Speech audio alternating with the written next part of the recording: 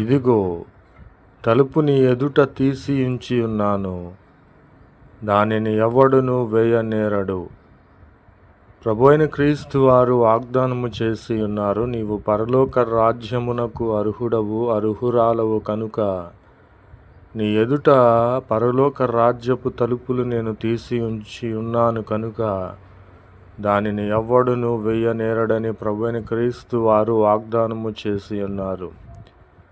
ఎవడును వెయ్యలేకుండా అట్టి తలుపులు తీయువాడును, ఎవ్వడును తీయలేకుండా వెయ్యువాడునై ఉన్న సత్యస్వరూపి అయిన పరిశుద్ధుడు మనకు ఈ సంగతులు తెలియపరుచుచున్నాడు. కాబట్టి పరలోక రాజ్యమునకు మనము వెళ్ళాలంటే అర్హులము గనుక తలుపులు తీసి ఉంచి ఉన్నాడు, అది ఎవ్వడు వేయనేరడు.